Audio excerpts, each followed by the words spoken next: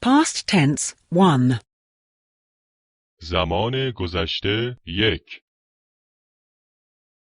To write. نوشتن. He wrote a letter. او یک نامه نوشت. And she wrote a card. و او یک کارت پستال نوشت. To read. خواندن. He read a magazine. او یک مجله خواند. And she read a book.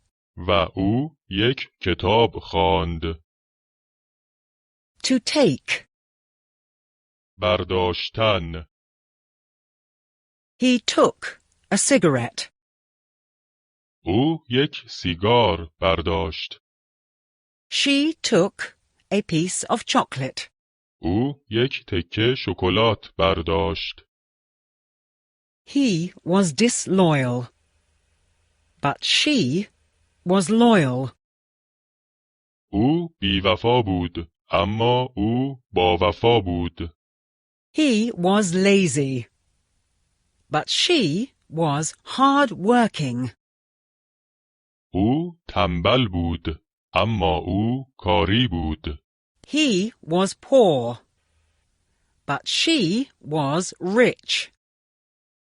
او فقیر بود، اما او ثروتمند بود. He had no money, only debts.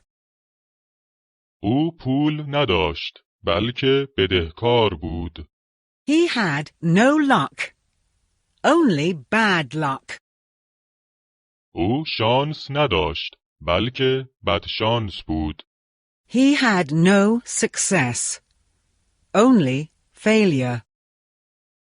او موفقیتی نداشت، بلکه ناموفق بود. He was not satisfied, but dissatisfied. او راضی نبود، بلکه ناراضی بود. He was not happy, but sad. او خوشبخت نبود، بلکه بدبخت بود. He was not friendly, but unfriendly. او خوش برخورد نبود، بلکه بد برخورد بود.